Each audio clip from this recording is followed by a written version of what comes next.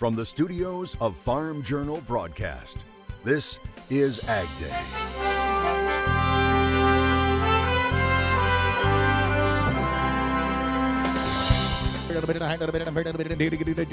See what it takes to be the top livestock auctioneer in the country. The Ag Secretary weighs in on the next Farm Bill in an exclusive interview.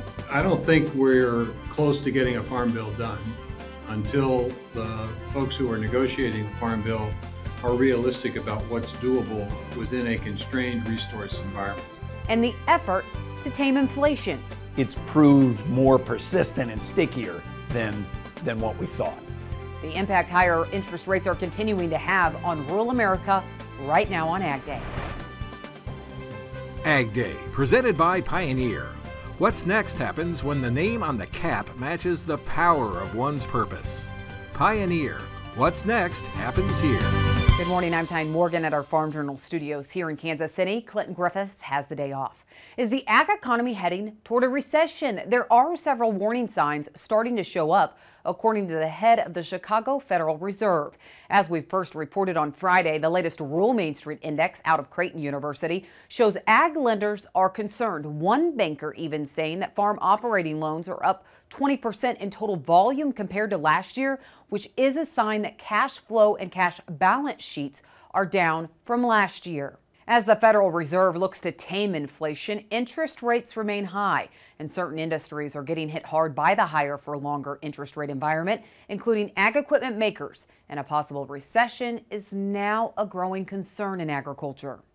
Earlier this month, the Federal Reserve stayed the course, leaving interest rates unchanged. The news didn't come as a surprise to many, as taming sticky inflation has proved to be a challenge despite promising inflation data also out this month. Inflation has eased substantially from a peak of 7% to 2.7%, but is still too high. We spoke to Austin Goolsbee, President and Chief Executive Officer of the Federal Reserve Bank of Chicago, one-on-one just 2 days after the Fed announcement. We got excellent news, at least for 1 month, on inflation, but that follows on failures on inflation. So we have to make progress on inflation before you're going to see rates coming down to something like normal levels. The June Ag Economists Monthly Monitor, a survey of nearly 70 ag economists from across the U.S., asked the economists just how many rate cuts, if any, we will see this year. 73% said one, 18% think 2 rate cuts are possible this year, and 9% say 0. The future of interest rates hinges on inflation. So what's driving it? There's 2 parts of the inflation. One is it just got way too high.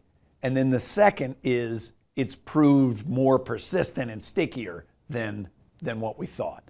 I think a big component, and you see that in the ag economy here in Iowa, has been input costs and the supply side damage. But the ag economy and the U.S. economy are currently on different paths. Just this month, John Deere announcing it's offering early retirements and eliminating 650 total jobs across Iowa, with more cuts possibly on the way. Bridgestone America is also announcing this month it's laying off 118 workers at its Des Moines, Iowa plant, citing lower demand for ag tires. I think the ag economy is a little bit a different story than the general economy, and partly we're readjusting. We just went through 3+ years that were extremely unusual and in many ways very strong for the ag economy. So part of this is getting back onto a more normal set of circumstances, and we're going to have to adjust to that.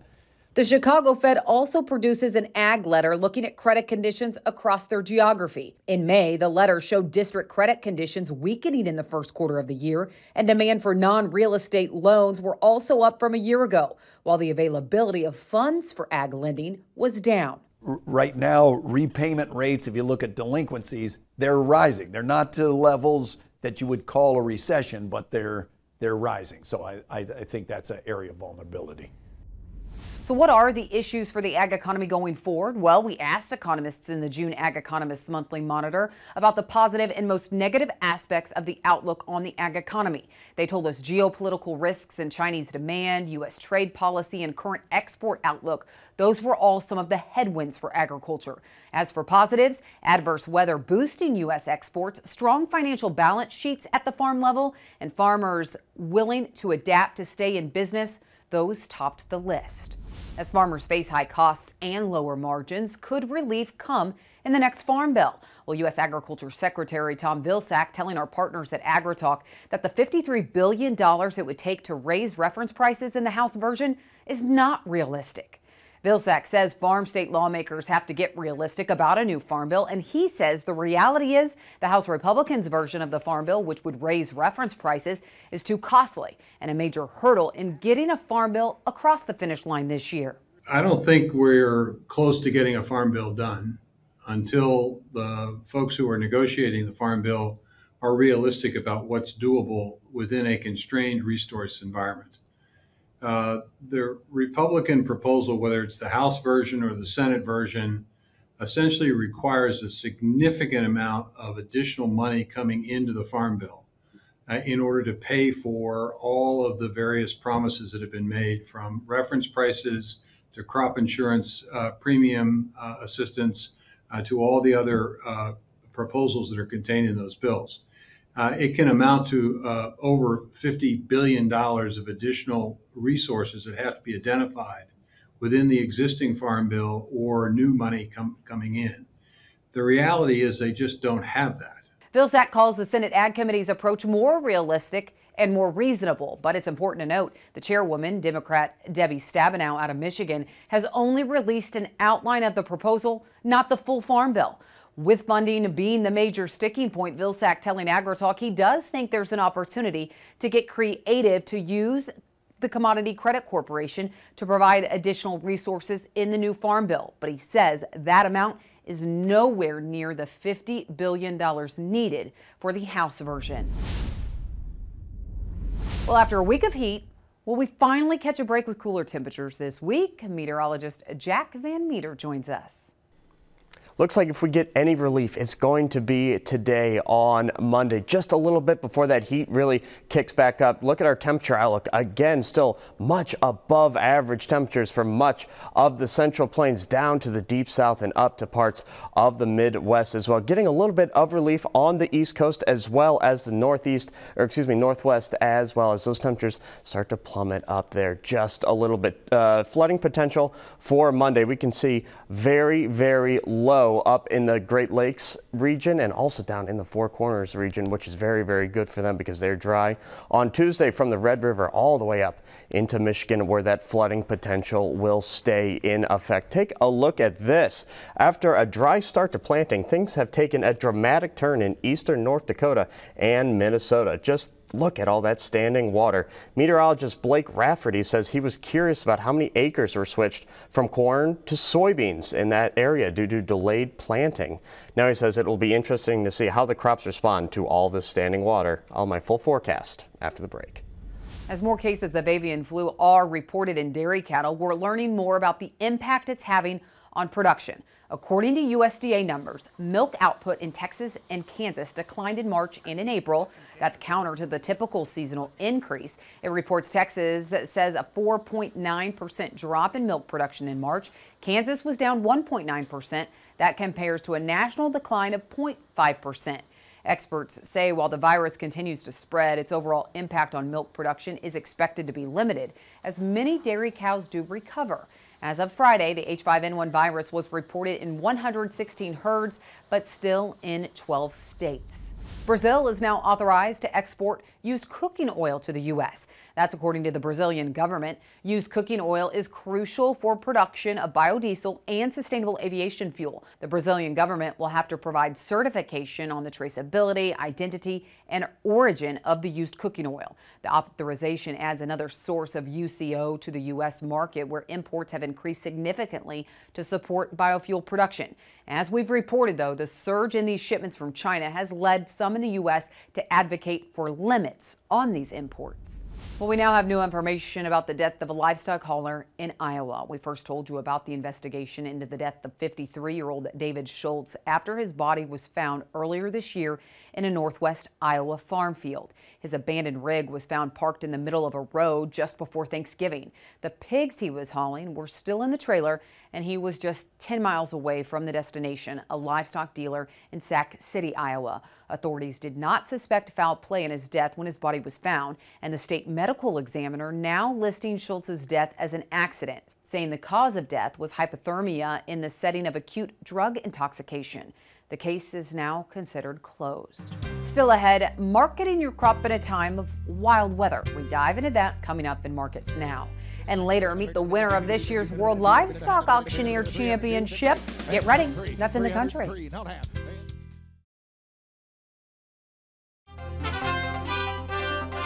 We've seen heat, heavy rain, a tropical storm, wildfires, even snow during the planting season. Chuck Shelby talks with AgDay's Michelle Rook about how farmers should approach marketing in these volatile weather markets in Markets Now.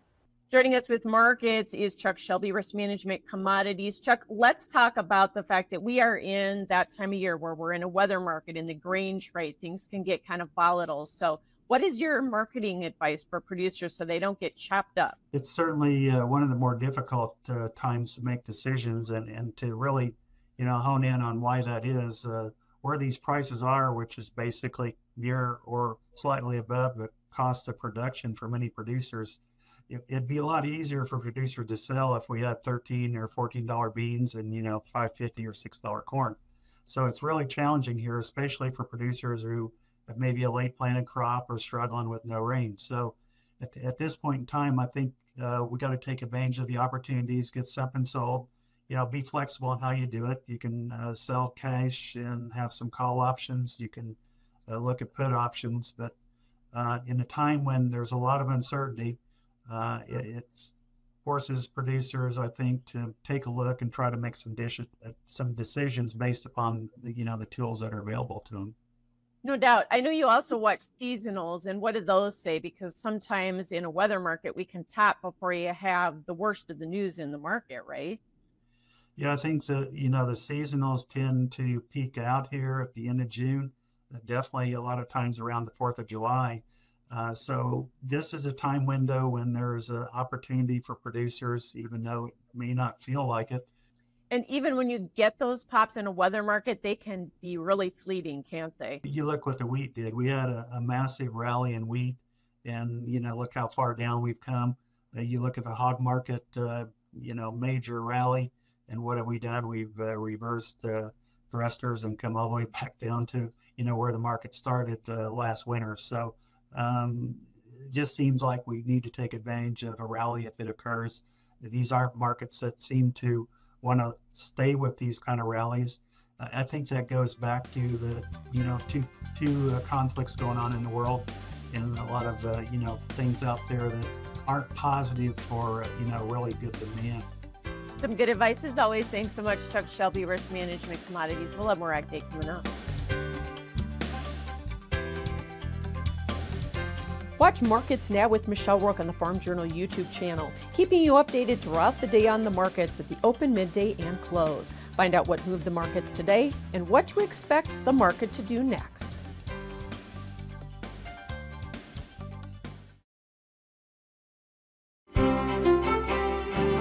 Yeah, still parts of the nation pretty dry, mainly due to that heat dome that we've been experiencing this last week. But taking a look at our drought monitor, we can see pretty dry, especially up in Montana and parts of North Dakota as well. Going down south, though, that's going to be southwest is going to be our main offenders there. Poor New Mexico sitting in dry all the way up to exceptional drought in the southeastern part of the states. Also down in Texas on the Rio Grande River, we can see pretty dry as well, and that dry goes all the way up through the panhandle of Oklahoma into western Kansas as well. Again, just those really dry temperatures really driving that. Again, we're starting to see dry conditions pop up here in the Midwest as well. Dry conditions all through Indiana, coming up through Illinois as well. Now, there is some chances for precipitation in the forecast. Hopefully those can start to stifle those drier conditions. Jet stream on Monday. We can see that high pressure building once again down in western Texas, really forcing up those heights. But good news is for eastern parts of the country, we get a little bit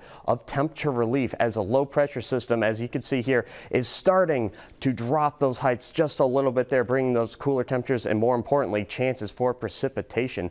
Also on Tuesday, we saw that risk spanning all the way down from Texas up to Michigan, and we can see that here as that trough tries to bring a little bit more energy, but it's looking like that heat is going to continue to build through Wednesday, and it looks like that heat wave is going to be traveling eastward as we go down the line on Wednesday and into Thursday. Good news is a lot of precipitation for the week, above or average temperatures for the East Coast, and when you move out west, looking like above average, especially for the Four Corners states. Bloomington, Indiana, high of 98, low of 62 degrees. Lewisburg, Tennessee, 98, 77. And finally, Aberdeen, South Dakota, 98, 76 degrees with partly cloudy skies. Sales of new equipment may be down overall, but Machinery Pete says there's some used equipment that's drawing quite the attention right now. And later, see this year's winner of the World Livestock Auctioneer Championship in action.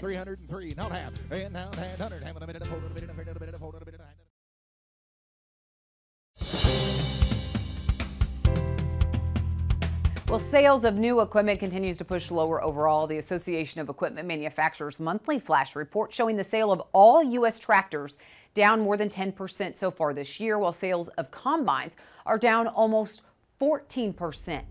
But the used equipment market continues to draw interest. Machinery Pete says one piece of equipment is drawing a lot of attention right now. Let's talk about a high-interest tractor that's selling at auction today, Monday, June 24th. It's a 2008 John Deere 8130, 2,085 hours, one owner. It's on the online farm retirement auction for the Ramstead brothers, Gordon and Glenn, up in Ada, Minnesota. And the sale is by the Steffes Group. Now it closes today at noon Central. Check it out at steffesgroup.com. Now you maybe saw the YouTube preview video I posted last week. I drove up to beautiful Ada, Minnesota and recorded an interview with the brothers Glenn and Gordon Ramstead, and great guys. Great farming career, and I tell you, the most extensive handwritten notes on the equipment I've seen in my 34.5 years. They got nice stuff. Now, if we talk 8130 values, folks, this is fascinating. I've seen 243 sold at auction the past 15 years. The 19 highest sale prices have all come the last 2.5 years since December of 21. Of course, pre-def, it's what everybody wants, right? Now the previous record had stood at $150,500 from April of 2013 until December of 21, and again since then it's just blown out of the water. 19 highest prices ever. Now the 5 highest I've seen have gone from $180,000 up to $202,000. And here's a picture of the record holder. This sold again $202,000. It was St. Patty's Day 2 years ago, March 17th, 2022, Windham, Minnesota. An 08 model, 2,194 hours on it, sold by Big Iron. Now, I'll leave you with one more interesting factoid on today's auction, folks. 15 years ago to the day, June 24th, 2009, the same auction company having the sale today, the Steffes Group, sold an 8130 in Litchfield, Minnesota. It was only the third 8130 I'd ever seen sold. It was an 07 model with 714 hours on it, brought $115,000. Again, it was only 2 years old then. Now, as I'm recording this a couple days before today's auction, the Ramstead's 8130, the online bid was already up to $154,000. It is going to be fascinating to see how high it goes. Stay tuned. I'll post the sale price later today. Thank you, Greg. Great to see you this morning. Well, what does it take to be the best livestock auctioneer in the country? See if you can keep up with the pace of this man in the country.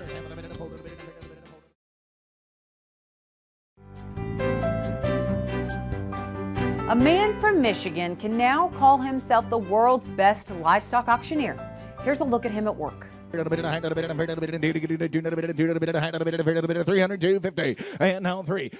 Leist of Boyne City, Michigan, has won the World Livestock Auctioneer Championship, which is hosted every year by the Livestock Marketing Association. It was Wade's 9th time competing. He regularly sells at livestock auctions in South Dakota and Michigan. The bid caller earned his top spot in the contest by winning the qualifier in Torrington, Wyoming last fall. He and 29 other semifinalists battled it out in Oklahoma City earlier this month.